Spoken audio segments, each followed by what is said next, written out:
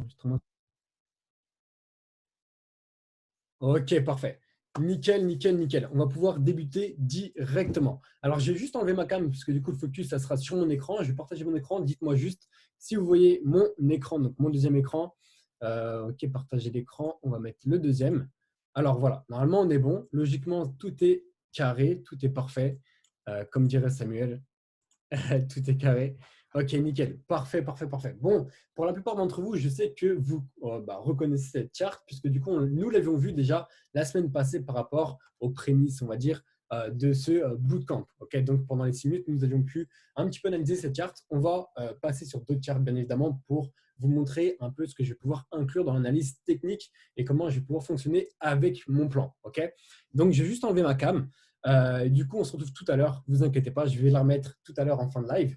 Et je vais pouvoir débuter mon live avec voilà, le fait de vous annoncer que, comme vous le savez, sur le marché, on a plusieurs acteurs qui vont pouvoir choisir avec justement leur facilité ou avec des avantages ou des inconvénients, justement, la qualité, on va dire, de leur analyse grâce à ce qui va être la fondamentale et ce qui va être le technique.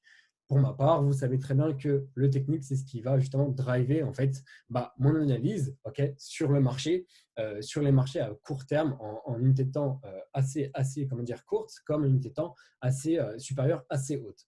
Donc, weekly, monthly, daily. D'accord.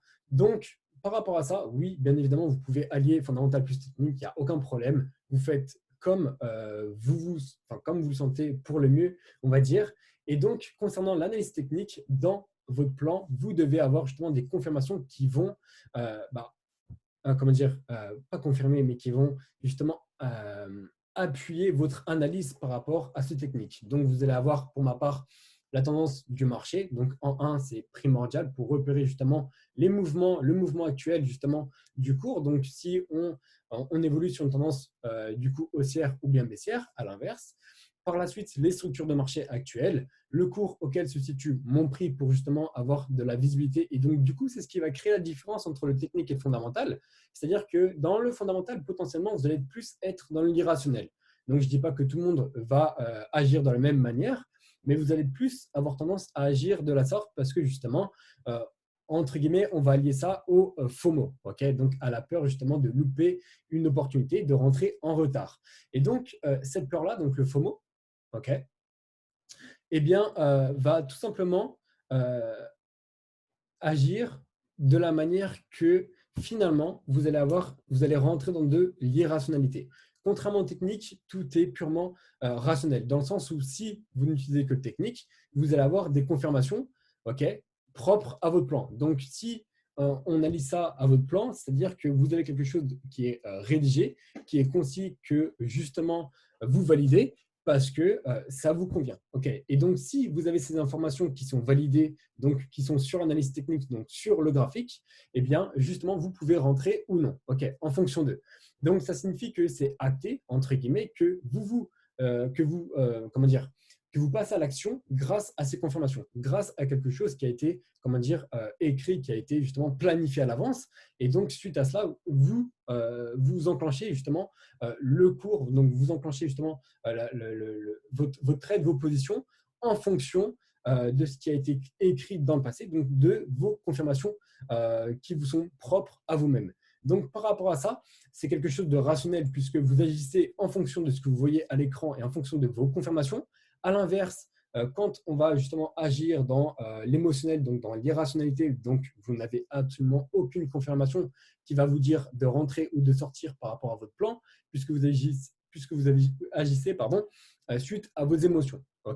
Et donc, concernant le plan de la technique, vous allez avoir, comme je vous l'ai dit, ces 4 facteurs primordiaux. Bien évidemment, vous pouvez avoir justement d'autres facteurs qui vont rentrer en confirmation en plus supplémentaire pour justement être davantage certain que et que vos confirmations, donc que votre PE potentiel, eh bien, va être valide par la suite.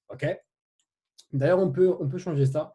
Le range actuel, on va l'acter entre les 3200 $ et les 2300 $ quasiment au plus bas, 2200 $. Ouais, je vais juste changer de couleur parce que du coup, hop, voilà, nickel. Et donc, par rapport à l'analyse technique, vous allez avoir, comme je dis, la tendance du marché. Tendance du marché en 1, repérer justement des sommets et des creux, soit de plus en plus haut, donc sur une dynamique ascendante, ou soit de plus en plus bas, donc sur une dynamique descendante. Okay, donc, suite à ça, par la suite, vous allez pouvoir justement chercher une unité de temps inférieure pour trouver des structures de marché.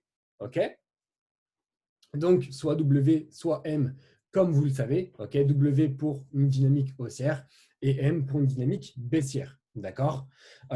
Concernant l'analyse fondamentale, du coup, à l'inverse, donc attention, je ne dénigre pas l'analyse fondamentale, mais à l'inverse, du coup, vous n'avez pas de confirmation par rapport à l'analyse technique. La seule confirmation que vous allez avoir sur l'analyse fondamentale, ça va être justement l'écosystème en lui-même de la crypto-monnaie. Donc, par rapport justement, quand je dis écosystème, c'est par rapport aux développeurs, par rapport aux CEO, par rapport justement à tout ce qui va être communication. Okay, par exemple, Twitter, réseau, etc.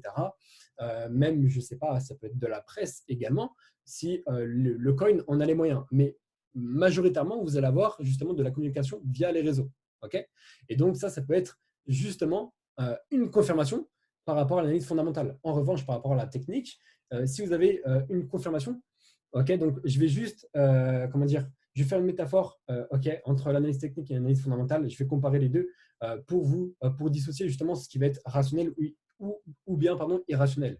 C'est-à-dire qu'avec l'analyse fondamentale, avec des news, potentiellement, vous allez agir de manière impulsive. Okay, par exemple, on va prendre l'exemple de Chiliz, donc une crypto-monnaie qui justement est axée sur le sport. Eh bien, dernièrement, donc c'était en ce début de semaine, eh bien, elle avait justement acté un partenariat, avec la Ligue des Champions et l'Europa League, avec deux tournois, on va dire mondial, clairement, enfin mondial, national, pardon, européen, pardon, deux tournois européens justement, donc deux partenariats, deux partenariats pour Chiliz, pour une crypto-monnaie, donc pour l'entreprise Socios Chiliz. Eh bien, oui, c'est important. C'est important, c'est de la fondamentale en plus. Donc, potentiellement, prendre une position parce que, justement, voilà, l'Europa League, la Champions League, ça se déroule en ce moment. Ça a débuté il y a déjà quelques semaines, mais voilà, on est en plein dedans, jusqu'à début juin, fin mai, il me semble, quelque chose comme ceci. Donc, potentiellement, acheter. Sauf qu'en termes de technique, on va avoir potentiellement un graphique qui n'a aucun rapport avec la fondamentale et la news. On va avoir un graphique qui, justement, ne montre que potentiellement une dynamique baissière et qui va continuer de s'accentuer. En revanche, oui, ça peut être quelque chose de plus, ça peut être un plus si le technique nous indique que potentiellement on arrive sur un bottom important, sur une structure importante, sur des niveaux importants qui vont potentiellement reverse la tendance actuelle. Donc, passer sur une dynamique haussière. Maintenant, actuellement, avec le contexte politique et économique même mondial, on peut dire, entre justement l'Ukraine, la Russie, donc là, on va rentrer justement dans tout ce qui va être économie. Donc, ça va parler puisque justement, ça va avoir un impact sur la technique, sur les graphiques. Donc, quand on parle de technique, c'est purement graphique, puisque, voilà, comme j'aime bien le dire, la technique nous parle. La technique, c'est quelque chose que vous avez qui est concret dans le sens où c'est sous vos yeux. Vous recherchez n'importe quelle crypto-monnaie. Actuellement, vous avez le graphique en temps et en heure de la crypto-monnaie. Par exemple, Ethereum, voilà, si je me mets en 15 minutes, je vais avoir les mouvements, je vais avoir les mouvements à la seconde près, à la minute près, etc., etc. Bien évidemment, ça dépendra de la time frame et si vous zoomez sur le graphique ou pas. Donc, par rapport à ça, vous avez un graphique qui vous parle, qui communique par rapport à une zone de prix. Donc, ça concerne la localisation du prix, comme je l'ai dit tout à l'heure, c'est un facteur clé, donc une confirmation importante, donc la confirmation numéro 3, le cours auquel se situe mon prix. Et par la suite, on va pouvoir parler également des indicateurs. Les indicateurs, c'est également subjectif, c'est propre à soi-même. Par exemple, j'utilise le volume profile, donc le volume profile que vous voyez justement à droite. Le MACD, le RSI, je peux utiliser des moyennes mobiles, mais c'est hyper rare. Les moyennes mobiles, je vais avoir tendance à les utiliser sur du weekly, voire monthly. Je les utilisais en 2020, fin 2021, il me semble, quand nous avions des structures hebdomadaires, voire trimestrielles sur certains coins, sur certaines crypto-monnaies. Plus maintenant, pourquoi? Puisqu'on a pris pas mal de valeurs, pas mal de pourcentages par rapport au bottom initial. On va prendre l'exemple de l'Ethereum. Potentiellement, j'utilisais les moyennes mobiles sur des niveaux où se situait l'Ethereum entre 300 et 500 $ potentiellement par rapport à des croisements, okay, en weekly, voire trimestriel, comme je l'ai dit, qui vont potentiellement driver le prix, okay, parce que justement, on a un mouvement, on a un soutien assez puissant sur cette moyenne mobile. Okay. Maintenant, actuellement, ce n'est plus tout le cas. Potentiellement que je vais pouvoir les réutiliser lors des gros runs, comme actuellement, vu que voilà, quand on voit le Bitcoin, quand on regarde l'Ethereum, on est sur quasiment, bon, l'Ethereum, ce n'est pas un an de range, mais sur le Bitcoin, on est sur plus d'un an de range, donc potentiellement les réutiliser. En revanche, ce n'est pas du tout l'objectif. Pour le moment, je fonctionne très bien avec mon volume profile, mon MACD, et donc les indicateurs vont être un plus supplémentaire, des confirmations supplémentaires pour pouvoir justement rentrer sur votre PE. Donc votre PE va concerner, comme je l'ai dit, la tendance du marché, les structures, le cours auquel se situe mon prix, okay, donc la localisation de mon cours, de mon prix, par rapport à des niveaux plus ou moins importants. Si on prend l'exemple de l'Ethereum, on voit, et donc rappelez-vous, hein, pour les personnes qui étaient en live, qui étaient sur mes lives justement en janvier ou même qui avaient pu revoir les rediffs, fin janvier, début février, on avait pu justement localiser notre prix par rapport à un niveau important, par rapport à deux facteurs. Le deuxième facteur, donc le premier facteur, pardon, qui est notre localisation sur notre niveau de Fibonacci, un indicateur que j'utilise tout le temps, principalement, c'est le premier indicateur que je vais pouvoir justement utiliser, manier quand je vais débuter sur une charte vierge. C'est réellement la première chose que je vais pouvoir installer sur mon graphique vierge. Okay, donc après, vous avez des niveaux de Fibonacci. Donc, les niveaux de Fibonacci et comment j'utilise mon Fibo, les amis, c'est directement sur mes PDF qui sont sur mon PipTalk. Okay, donc, je vois venir les questions un petit peu à l'avance, donc c'est pour ça. Et donc, voilà, mon Fibo, je vais avoir des zones importantes, des niveaux clés, donc les 78% par rapport à un retracement. D'accord, donc on voit qu'on a un cours qui arrive pile dessus. Par la suite, je vais avoir une confirmation supplémentaire qui va être la neckline et un niveau de prix, donc comme on peut le voir, un flux d'échange entre ma borne des 2440 $ et ma borne des 2300 $. Donc, sur 140 $ de prix, okay, donc sur 140 $ de prix, je vais avoir un flux très important d'échange. Donc, quand je parle de flux, c'est d'échange entre vendeurs et acheteurs, entre l'offre et la demande. D'accord ? C'est-à-dire que sur ce niveau-là, on a un marché qui est parfaitement équilibré. On a un marché qui, à l'inverse, par rapport à, on va prendre ce niveau-là, voilà, par rapport au niveau des 3600 $, on voit qu'on a un gap ici dans le volume profile. Un gap, c'est comment dire, c'est un écart si vous voulez. Ici, on a un écart qui n'est pas comblé. Okay, contrairement à mon gap des 140, enfin à mon volume profile pardon, des 140 $, okay, sur une différence de prix de 140 $. Eh bien, ici, on a eu énormément de flux, donc énormément d'échanges. Et quand nous avons justement cette zone du coup, que nous pouvons repérer, parce que c'est la zone la plus échangée, on peut le voir, hein, puisque c'est le volume profile qui est le plus grand par rapport aux autres, justement, volume profile, on peut justement admettre que quand le cours va pouvoir revenir dans cette zone, okay, sur cette tendance baissière, potentiellement qu'il va rebondir. On a la première confirmation, rappelez-vous, qui sont les 78%. La deuxième, qui est mon flux d'échange important, donc un niveau de prix qui est extrêmement équilibré entre l'offre et la demande, okay, mais qui appartient à la demande. Pourquoi ce prix, en fait, ce niveau de prix appartient à la demande? Puisque justement, depuis maintenant le 2 août, la semaine du 27 juillet, pardon, eh bien, on a eu un break de ce niveau-là. Donc, les acheteurs possèdent ce niveau de prix. Okay, à l'inverse, si on avait eu un rejet sur ce niveau-là, les vendeurs auraient pu posséder ce prix. Si nous avions eu par la suite un niveau de check, donc un retour sur le niveau des 2300 $. Est-ce que vous comprenez ce que je veux dire? Vu qu'on a eu un break à la hausse de ce niveau important, de ce flux d'échange, de cette zone d'échange importante, donc cette zone qui, je le rappelle, s'échange sur 140 $, eh bien, cela signifie que voilà, on a quelque chose, on a un niveau important qui va être qui va se faire rejeter ou bien qui va rebondir. Et comme les acheteurs possèdent ce niveau-là pour le moment, d'accord, comme on peut le voir, on peut potentiellement émettre l'hypothèse que oui, on va avoir un rebond. On a plusieurs confirmations, comme vous le savez. On peut ajouter d'autres confirmations également. Alors, en daily, est-ce qu'on peut en avoir une? En 3D, pas du tout, mais en daily, oui, on peut avoir d'autres confirmations. On peut avoir une divergence sur le MACD. Donc, on a un cours qui continue de perdre de la valeur, comme vous le voyez. Alors, j'ai enlevé le paint. On a un cours qui continue de perdre de la valeur par rapport au précédent bottom, comme on peut le voir sur ce niveau des 3000 $. On vient chercher un nouveau bottom aux alentours des 2200 $. Donc, au niveau de notre zone de flux importants sur lesquels nous sommes censés rebondir. Et on peut s'apercevoir que contrairement au graphique, nous avons un MACD qui commence à diverger. Donc, nous avons une puissance qui ne reflète pas le cours. Donc, la puissance, c'est quoi? C'est la puissance des vendeurs ou bien des acheteurs. Ça signifie que tout au long, donc, comme vous le savez, d'une tendance ou d'un mouvement baissier ou haussier, on a de l'offre et la demande qui vont se partager le cours. En fait, c'est quoi? Un graphique, c'est quoi? C'est tout simplement un combat permanent, donc on va dire oui, perpétuel, qui n'en finit pas entre acheteurs et vendeurs. Quand vous regardez un graphique, un cours, vous voyez des zones, vous voyez des candles, mais les candles, c'est quoi? Les candles, ce sont vous, ce sont les investisseurs, bref, vous avez tous les acteurs du marché qui constituent bien évidemment le marché. Nous ne sommes qu'une infime partie, puisque voilà, on ne possède pas autant de dollars ou même de puissance sur chaque graphique. Mais cela signifie qu'une partie de nous s'est échangée sur tel ou tel niveau de prix.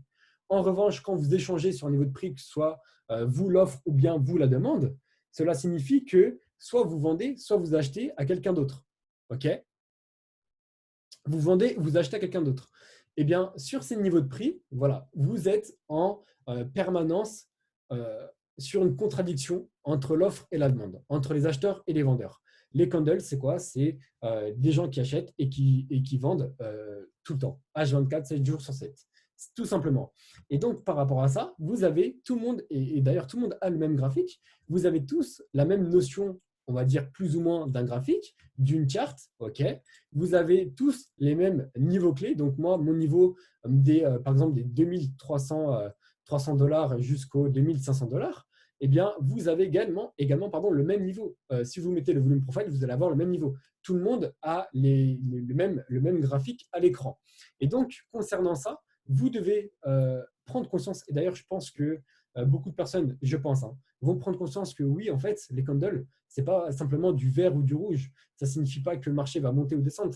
Ça signifie tout simplement que à chaque instant, à chaque minute, à chaque seconde, il y a du monde qui échange et qui justement soit se contredisent par rapport à des niveaux de prix, soit vont dans le même sens par rapport aux acheteurs ou soit par rapport aux acheteurs vendeurs. Vous comprenez? Et donc, vous devez comprendre ce que vous voyez. Vous voyez quoi? Vous voyez des niveaux de prix, de résistance, support. Et c'est pour ça que je vous dis, c'est hyper important de ne pas négliger support-résistance. Bon, bien évidemment, vous avez d'autres facteurs à prendre en compte, mais quand on parle de support-résistance, c'est le b.a.-ba. Et pourtant, quand vous allez voir des institutions ou autres, la plupart des personnes, et ça je peux vous le dire, puisque justement, je connais quelqu'un qui justement a un diplôme professionnel et nous dit, et m'a déjà dit, oui, finalement, ça ne sert à rien d'avoir 40 000 indicateurs.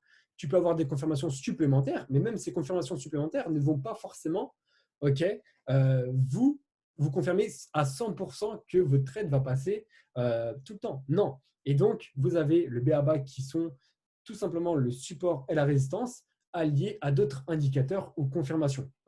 Et donc, tout le monde voit la même chose, mais pas du même œil, si je puis dire. Et donc, concernant la technique, vous devez être le plus,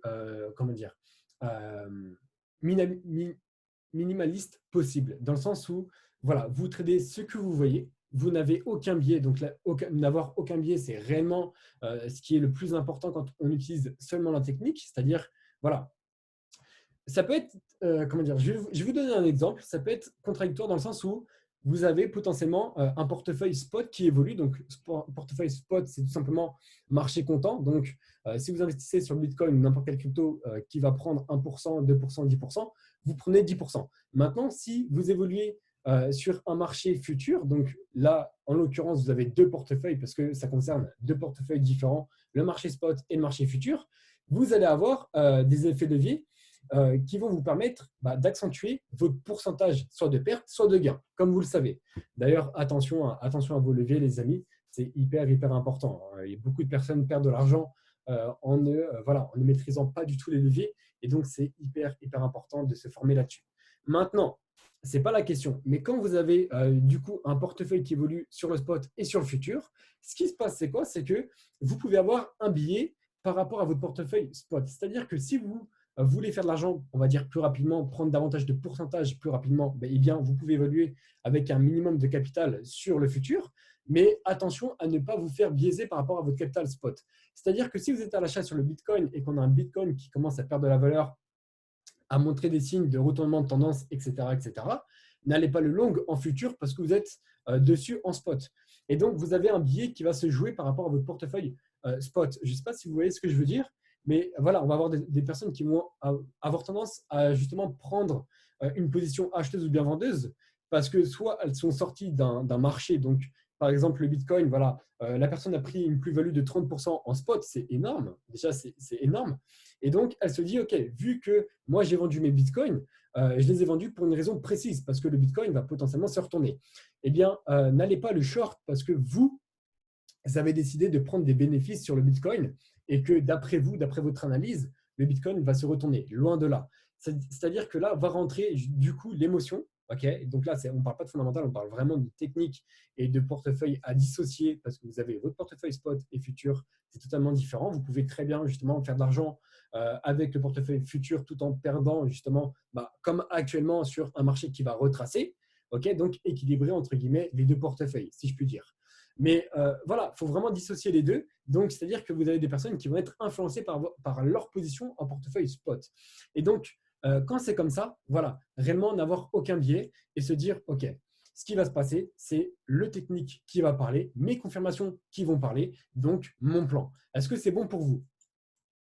Si je prends l'exemple de l'Ethereum, donc pour les personnes qui étaient présentes en live cette semaine, même la semaine passée, on avait pu, voilà, on va reprendre l'exemple en fait du volume profile, on va se remettre en daily et nous avions pu notifier sur ce niveau-là, donc sur le niveau des 3200 $, il faut savoir que déjà le niveau des 3200 $, c'est un niveau psychologique, ok, vraiment, puisque voilà, comme dans le passé, on peut le voir, hein, c'est un niveau qui a fait office, oula, excusez-moi, je vais me le tracer, comme ceci, voilà, c'est un niveau qui a fait office de rebond ou rejet, comme on peut le voir, rebond sur ce niveau-là, rejet sur ce niveau-là, rejet du coup sur ce niveau-là, rejet actuellement du coup pour la énième fois sur le niveau des 3200 $, ok, entre les 3000 et 200 $. Et donc, rappelez-vous de ce que nous avions dit, nous avions tracé, alors attendez, je reprends mon Fibo, nous avions tracé, hop, notre niveau de Fibo, et comme on peut le voir, on a le premier range qui se situe entre les 0 et 38%. Nous avions deux confirmations déjà au préalable. Nous avons le volume profile qui nous indique un fort flux d'échange, donc une zone qui va réellement être déterminante à l'avenir. C'est-à-dire qu'ici, on est venu break cette zone-là, donc pour l'exemple, ce niveau-là. On a le niveau des 3200 $, qui repasse bearish, donc résistance sur ce niveau-là. Et en plus de cela, on a le niveau des 0,38%. Donc, nous avons deux confirmations. Rappelez-vous, on s'était dit, OK, pour les personnes qui étaient rentrées sur notre niveau des 2000, allez, 2300, 2400 $ sur l'Ethereum, parce que voilà, pour faire du DCA, c'était le niveau clé. Donc, nous avions pu l'évoquer en live. OK, nous n'avions aucune confirmation. Alors ça, je vais être formel là-dessus. Nous n'avions aucune confirmation. La seule confirmation que nous avions, c'était la neckline et le niveau des 78%. En revanche, dynamique toujours baissière, potentielle divergence en MACD, en daily, donc comme vu tout à l'heure, hein, divergence sur le MACD, ok, en daily. En revanche, en 3D, pas du tout. Hein. Nous avions vraiment une puissance qui était accompagnée sur le cours comme sur le MACD. Donc oui, c'était vraiment un niveau sur lequel vous pouviez investir sur du DCA, sur du long terme potentiellement, puisque du coup, l'actif avait perdu par rapport à son top à peu près 50% de sa valeur. Donc, c'était oui un niveau clé, un niveau important sur lequel potentiellement l'actif allait rebondir, chose qui s'est passée, qui s'est produite. Okay. D'ailleurs, on a pris un plus 50%.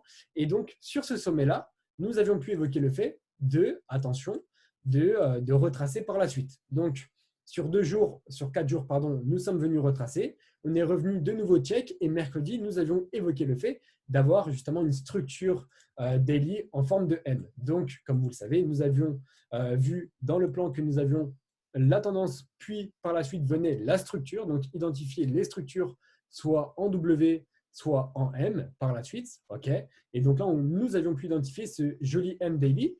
Et donc, en plus de cela, avoir une confirmation supplémentaire, on va dire, mondiale, économique mondiale, okay, macroéconomique, concernant tout ce qui va être l'Ukraine, la Russie, les US, et bref, tout ce qui se passe dans le monde plus les confirmations techniques qui vont, quant à elles, justement confirmer davantage notre position potentiellement, ou bien le fait de prendre nos profits par rapport à notre PE qui se trouvait dans la zone des 2400 $, qui était une zone de neckline très importante du précédent W Weekly. Okay, en plus d'être un niveau important par rapport à notre Fibo Nati des 78%. Je ne vais pas réitérer dessus, mais vous aviez bel et bien compris que nous avions réagi sur une très très belle zone à l'achat et à l'inverse, nous avions très très bien réagi sur une très belle zone en vente. Okay, donc sur le niveau des 3200 $ qui, quant à lui, fait office de rejet. Donc, nous avons un range actuel entre les 3200 $ et le bas du range qui se situe au niveau de la candle aux alentours des 2200 $,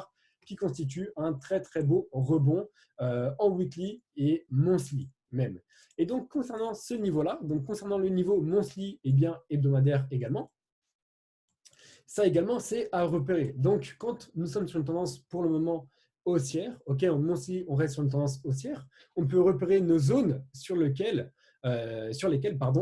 notre actif, nos cryptos vont pouvoir justement rebondir en hebdomadaire, en mensuel. D'où la liste que j'ai pu vous envoyer depuis maintenant 2 mois, 3 mois, il me semble, par rapport au niveau hebdomadaire, au niveau clé, au niveau important. Donc, ces niveaux-là se repèrent à l'avance, avant même justement d'avoir un prix qui vienne atteindre les 2200 $ par exemple. Je m'explique, c'est-à-dire que vous avez un cours qui chute, qui perd de la valeur pendant cette tendance baissière, pendant cette dynamique baissière, eh bien, vous vous focalisez, alors je vais reprendre le graphique, voilà, nickel, vous vous focalisez sur les niveaux de prix qui vont être importants, les niveaux hebdomadaires du coup. Les niveaux hebdomadaires, voire mensuels, voire daily, ce sont des niveaux de prix, donc support en l'occurrence par rapport à un niveau, par rapport à une tendance baissière du coup, eh bien, ce sont des niveaux de prix qui vont pouvoir faire rebondir, faire réagir, si vous voulez, la demande, donc les acheteurs. Quand nous sommes sur une tendance baissière comme celle-ci concernant l'Ethereum, on voit qu'on a vraiment une pression vendeuse, c'est-à-dire qu'on a une offre qui est beaucoup plus importante que la demande. Si l'offre est plus importante que la demande, cela signifie que nous n'avons pas de demande, nous avons très peu d'acheteurs, okay, et un surplus d'offres, donc un surplus de vendeurs par rapport au niveau de prix. Donc, cela peut être dû par rapport à l'émotionnel, encore une fois, du coup. Donc, tout ce qui va être… Donc là, on ne va pas forcément parler ou même mettre le fondamental dans le même panier que l'émotionnel, mais ça va plus être par rapport à des niveaux de prix achetés dernièrement, donc potentiellement 4 000 $, 4 500 $. Une personne qui va rentrer sur du 4 000 $ et qui va perdre du 20, 25, 30%, ça va être assez conséquent. Et de là, se dire, OK, bon, je vais sortir de ma position pour ne pas perdre davantage. Donc, on va avoir ce qu'on appelle des prix de liquidation. Okay, donc, c'est aussi davantage. Donc, tout ce qui va être stop loss et prix de liquidation par rapport au marché futur. Donc, on va avoir les deux marchés, donc les contrats à terme donc, qui concernent le futur, okay, l'effet de levier, et le contrat spot. Donc, concernant le spot, oui, il y a des personnes qui, justement, sortent en stop loss, puisque sur le marché spot, vous pouvez mettre des stop loss ou des buy limits, des sell limits. Bref, vous pouvez réellement organiser votre plan par rapport justement à tout ce qui va être sell, buy, limit. Et ça, c'est vraiment important de comprendre ça, puisque justement, cela va permettre justement à votre portefeuille d'agir en automatique, automatiquement. C'est-à-dire que vous n'avez pas besoin d'avoir une alerte qui va se déclencher et directement prendre votre portefeuille pour sortir. Non, ça va vraiment vous permettre de soit décrocher des ordinateurs, de l'ordinateur des graphiques quand il va y avoir une tendance comme celle-ci pendant 1 mois, 2 mois, 3 mois. Et par la suite, laisser justement vos points de rebond, vos points de rejet agir par rapport justement à vos alertes et par rapport à vos sell, buy, limit. Et donc, c'est pour ça que c'est important également de planifier les niveaux hebdomadaires mensuels. Donc là, on est purement dans l'analyse technique pour pouvoir prendre potentiellement des mèches. Okay, par exemple, vous avez une mèche comme celle-ci. Normalement, ça va vite, dans le sens où vous avez une mèche qui vient chercher un niveau inférieur de 10% à peu près et qui va remonter automatiquement, donc qui va être directement acheté. Vous allez avoir pas mal de demandes dans cette zone qui va faire que le cours va être directement rejeté, donc directement acheté par les acheteurs. Chose qui s'est produite sur pas mal de coins et notamment sur l'Ethereum comme le Bitcoin. Okay, et donc, concernant ces zones, la plupart du temps, vous n'êtes pas forcément derrière les écrans, ou sinon vous avez une alerte, mais l'alerte, le temps que l'alerte sonne, que vous receviez la notification, eh bien, vous n'avez pas le temps d'acheter parce que le corps de candle, donc la mèche est déjà passé et le corps de candle est déjà à plus 5, plus 6% par rapport au bas de la candle. Okay, et donc, c'est pour ça qu'il va être, ça va être important de matérialiser à l'avance vos niveaux hebdomadaires, vos niveaux mensuels. Okay, et donc, ça va être bénéfique, notamment pour les coins qui ont été en surperformance par rapport au Bitcoin, par rapport à l'ensemble du marché. Et je vais vous prendre un exemple. Alors, attendez, et je vais voir si je peux l'avoir. Normalement, de tête, ça devrait être bon. Nous devrions avoir un sand, voilà, un sand qui surperforme au cours des précédents mois, okay, de novembre jusqu'à de fin novembre, même ouais, de fin novembre. Bon, je ne m'attendais pas à ça, mais on peut voir que justement, c'est un coin qui a été notamment très, très mis en avant, où il y a eu beaucoup d'intérêt par rapport au métaverse, par rapport justement à tout ce qui avait été news il y a quelques mois de cela par rapport à Facebook, comme quoi voilà, ils passaient de Facebook à Metaverse, ils changeaient de nom. On allait avoir pas mal d'entreprises qui allaient justement se diriger vers ce web, on va dire, de 3.0, comme les gens aiment bien l'appeler, sauf que ce n'est pas du tout le web 3.0. Comme vous savez, le web 3.0, c'est réellement tout ce qui va concerner la blockchain et les cryptos dans son ensemble. Et donc, par rapport à ça, voilà, on a un coin qui a eu pas mal d'intérêt et on peut voir que dès qu'on a un mouvement, un retracement assez important, dès qu'on retrouve une zone, du coup, on va dire, bon, là, ce n'est pas non plus une zone hebdomadaire, puisqu'on n'a pas beaucoup d'interaction par rapport à cette zone-là, mais on voit qu'on a une zone, OK, qui a fait office de consolidation, OK, de retracement, puis qui est revenu chercher un nouveau plus haut par la suite. Et donc, concernant cette zone, on peut même voir qu'on arrive quasiment au niveau des 78%. On peut potentiellement mettre un buy limit, OK, dans cette zone, et par la suite, OK, choper le bas de la candle, le bas de la mèche. Et donc, vous allez choper sur un retracement. Donc, bien évidemment, quand on est sur 1 mois, 2 mois, 3 mois de retracement baissier et qu'on est sur du moins 70%, moins 50% sur des coins, tôt ou tard, on va avoir un rebond. Maintenant, quand voilà, c'est la question. Et donc, par rapport à cette question-là, il faut que vous privilégiez les zones de rebond, les zones où justement on a quelque chose qui a été défendu. Okay, on a une zone de prix qui a été défendue, potentiellement même, et pourquoi pas, des zones, on va dire, psychologiques par rapport à des chiffres, des nombres psychologiques, donc 3 $, 10 $, 3200 $ par exemple pour l'Ethereum. Après, pour l'Ethereum, la zone des 3200 $, ça concerne également la zone, enfin, c'est un range entre les 3000 et 3200 $. Et donc, dans cette zone-là, voilà, vous avez énormément de flux d'échanges. Si on prend l'exemple de Sandbox, on voit qu'on a très peu d'échanges.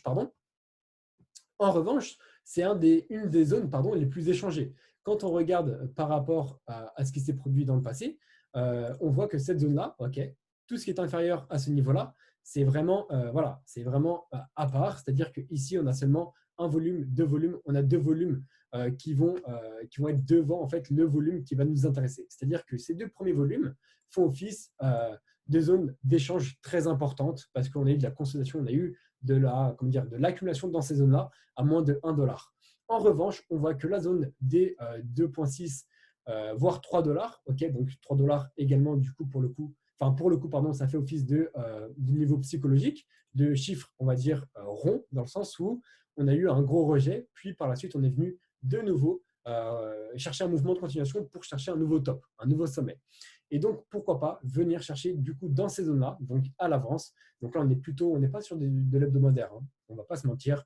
On n'est pas sur un niveau hebdomadaire, on est sur 2-3 semaines. Ce n'est pas le bon exemple. Attendez, je vais essayer de voir. On va essayer de prendre Atom. Hein. On va essayer de se prendre Atom. Tac, tac, tac. En weekly, en daily, on va voir ça. Non, on n'a pas un très très bon exemple ici. Alors attendez, on va voir ça. Voilà, j'en ai un en tête, nickel. Donc on va prendre Ant. Voilà. Vous voyez que Ant, en weekly, on est sur du W trimestriel. Ici, on est sur. Ouais, c'est trop, c'est vraiment trop. 3 mois, voilà, on est sur un énorme W trimestriel. Pardon. En line, on peut très bien le voir, l'apercevoir. Vous voyez ce petit W qui commence à prendre forme. En monthly, c'est pareil. On est sur 2 W. On revient dans notre zone d'accumulation, comme on peut le voir. Hein. On a un énorme volume profile sur ces niveaux.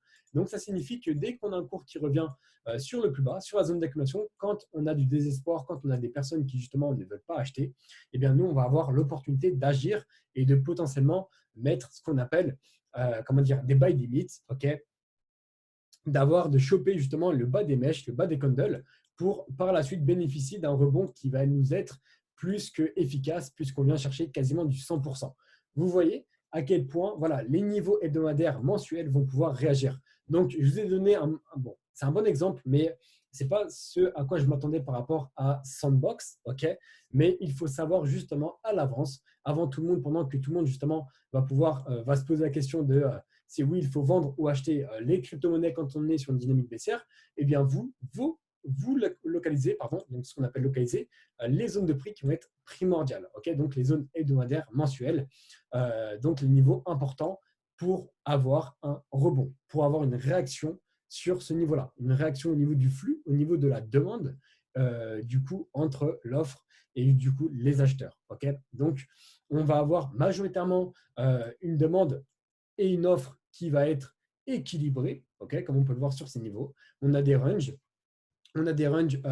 sous les 5 dollars, ok, qui fait office de résistance sur ces niveaux, par la suite qui fait office de support sur ces niveaux, etc., etc. Et donc, on peut voir que le dip, donc le gros retracement de la semaine du 22 janvier, eh bien, a été acheté par la demande et on peut voir qu'on sort plus de 120% quasiment au bas de la candle, au bas de la mèche, pardon. Et au niveau de la candle, on est sur du 65-70% à la clôture de cette dernière. Donc, vous voyez que c'est vraiment un rôle important à jouer par rapport à votre portefeuille, par rapport à un gain de temps également, puisque si vous faites ça quand le marché est dans ces zones-là, c'est déjà trop tard. Donc, c'est pour ça que la technique va vraiment vous permettre de rationaliser vos investissements et vos niveaux de prix à localiser. Est-ce que c'est bon pour vous?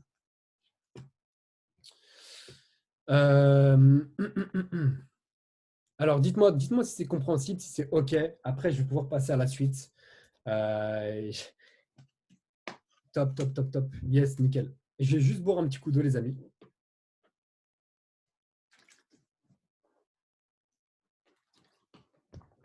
Est-ce que c'est clair? Est-ce que c'est clair au moins? Je sais, j'ai enchaîné. J'ai pas beaucoup de temps, comme vous le savez. Voilà, je suis vraiment fan de mon analyse technique. Donc, ouais, hard. Après, hard, pas forcément. Hard. Après, voilà, il faut suivre les go live. Mais dès que tu suis sur 2 semaines, 3 semaines, pardon, je t'assure, dès que tu pas t'amuses, enfin si on peut dire ça, dès que tu t'amuses justement à localiser tes niveaux de support résistance, et puis même vous avez le volume profile qui va grandement vous aider. En fait, c'est un indicateur que j'utilise vraiment tout le temps dans l'analyse, même sur du court terme, même sur par exemple du futur. C'est un niveau qui va vraiment, vraiment être important. Enfin, c'est un indicateur qui va pouvoir vous définir des niveaux importants. Donc, ça va vous aider. Après, bien évidemment, vous pouvez très bien l'enlever dès que vous avez l'œil.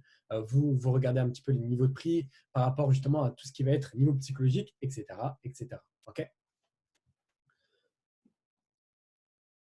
Ouais, franchement, vous vous entraînez, vous faites la watchlist. Hein, clairement, c'est ça, vous faites quelques coins de la watchlist et vous verrez que par la suite, ça va rentrer automatiquement et que à force justement de voir la même chose, puisque c'est assez répétitif, hein, comme vous le savez, voilà, c'est redondant dans le sens où justement vous avez les mêmes charts quasiment, vous avez des niveaux de prix psychologiques qui vont faire office de support résistance sur n'importe quel graphique, ok?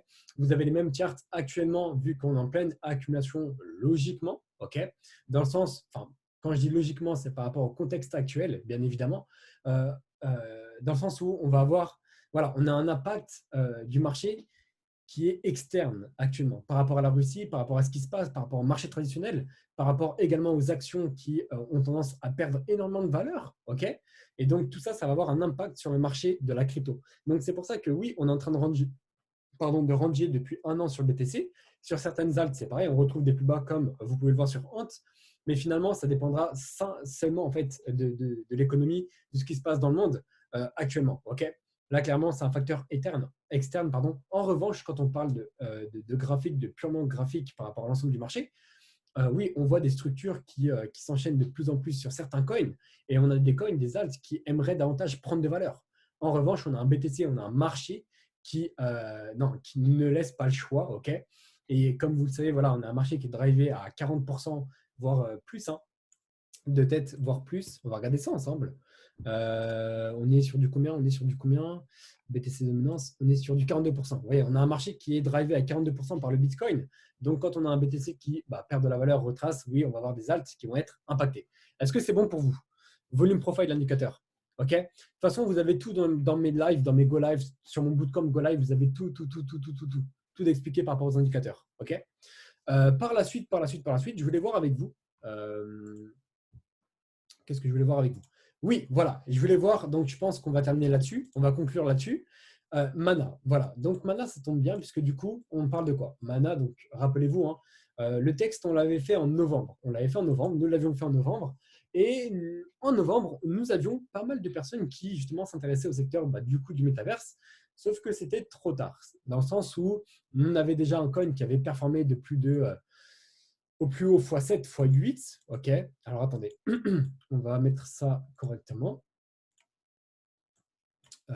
Voici.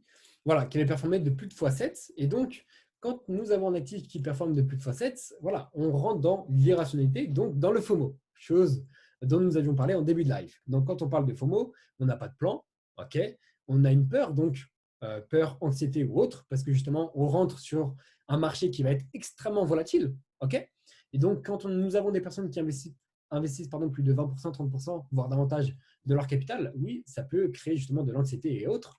Et donc, qui dit justement état émotionnel, on va dire négatif, aucune condition de marché propice pour évoluer sainement, et bien par la suite, vous avez des erreurs qui s'accumulent de plus en plus. Et donc en novembre, on parlait beaucoup de métaverse, de Sand, etc., etc., donc de projets métaverse, parce que c'était le sujet du moment, c'était le secteur du moment. Mais nous avions tout qui avait été prédit, si je puis dire, enfin pas prédit, mais annoncé auparavant. Comme vous le savez, l'analyse technique, comme j'aime bien le dire et comme je l'ai dit en début de live, ça nous parle. C'est quelque chose qui va justement être concret puisque c'est devant vous. C'est une charte qui va être, qui va être constituée par exemple de candles et en permanence. En permanence. Et donc, par la suite, vous avez des structures qui vont pouvoir se former. Un contexte également, donc là, ça va être le rôle de la fondamentale. Donc, tout ce qui va être métaverse, etc., news par rapport au coin, bref, et j'en passe. Et donc, vous avez le technique qui est potentiellement bueno, okay, qui est potentiellement good. Par exemple, sur ces niveaux-là, OK, on va potentiellement rentrer sur le break de la structure. Comme vous le savez, on ne va pas rentrer n'importe comment sans avoir de de confirmation baissière ou bien haussière, okay, par rapport à la structure. Ici, nous sommes sur des structures qui ont justement pu s'instaurer sur un mois, voire davantage. On a une belle accumulation qui a pu durer pendant plusieurs mois, ici sur ces niveaux, avec très peu de volatilité au cours des 2 derniers mois, okay, sur ces niveaux. Enfin, notamment le dernier mois, avec voilà, un range qui se situe entre les 84 centimes et les 72 centimes. Donc là, on est sur à peine 12%. Voilà, on est sur du 12%, 14% quasiment maximum de range sur un mois. Et donc, par la suite, du jour au lendemain, on a un break à la hausse, potentiellement signal haussier, puisque du coup, les W daily prennent forme, donc structure haussière. Et par la suite, pourquoi pas rentrer sur ces niveaux. Okay, en revanche, quand nous en parlions, enfin quand justement les personnes m'en parlaient en live, eh bien, voilà, on avait des gens qui disaient oui, est-ce que c'est le moment de rentrer? Est-ce que Mana peut venir chercher du 10$, du 20$, etc., etc. On est sur, voilà, on est sur un ressenti émotionnel humain négatif. Et je l'avais mis à la période, donc 80% contre et 20% pour. Donc c'était pour, je ne sais plus ce que c'était comme sondage que j'avais pu faire. Je ne sais plus du tout, ou si je l'avais vu sur Twitter. Mais en gros, voilà, on avait clairement un secteur qui explosait les tendances sur Twitter, sur les réseaux, sur, bon, pas aux infos, puisque du coup, ça commence à arriver. Et même actuellement, j'ai vu des news encore cette semaine par rapport justement au métaverse, par rapport à crypto-monnaie, etc., etc., et par rapport au NFT. Mais du coup, en novembre, décembre, voilà, on n'avait pas encore les infos, les médias qui en parlaient. Mais en revanche, sur les réseaux, ça a explosé de partout. Okay, et donc, concernant justement cet intérêt-là, okay, du grand public, si je puis dire, eh bien, voilà, vous avez l'émotionnel, vous avez l'irrationalité qui rentre en compte, okay, sur Sand, sur Mana, sur tous les coins métaverse, même des coins dont personne ne connaissait l'existence sur des plateformes comme Kraken, Bitrex ou autres, qui n'avaient quasiment aucun volume, okay, journalier, et qui du jour au lendemain, puisque justement dans leur white paper, il y avait écrit métaverse, eh bien, avaient pris du x3, x4. Vous voyez, juste parce que justement, on a du fondamental, enfin pas du fondamental, mais on a un secteur, voilà, on parle d'un secteur qui performe actuellement. Donc voilà, on va se ruer sur n'importe quoi. Non, l'objectif, c'est d'avoir quelque chose de rationnel, donc de la technique ou bien de la fondamentale. Ça peut être de la fondamentale rationnelle, dans le sens où justement, vous faites vos propres recherches. Voilà, vous allez voir à droite, à gauche, vous parlez avec la communauté de la crypto en question, vous allez voir les devs, l'écosystème, etc., voir si la roadmap est respectée. Donc, si les plans par rapport au premier, deuxième, troisième, quatrième trimestre 2022, 2023, 2021 sont respectés, etc. etc. Okay, donc, vous avez plusieurs facteurs déjà dans l'analyse fondamentale à maîtriser pour justement avoir quelque chose de rationnel sur un domaine normalement irrationnel. Okay, et par la suite, tout ce qui va concerner le technique, ça va être de l'ordre des intérêts et de l'intérêt. Dans le sens où quand nous allons avoir de l'intérêt, donc par exemple pour ce coin-là, pour Mana, eh bien ça va être trop tard. On est déjà sur un x5, x5, x6, x7, rentrer sur un x5, x6, x7, eh bien non, c'est purement négatif, puisque justement, si nous étions rentrés déjà sur du x4 comme sur du x5, nous aurions été négatifs actuellement. Okay, donc, imaginez, vous rentrez sur un top de marché.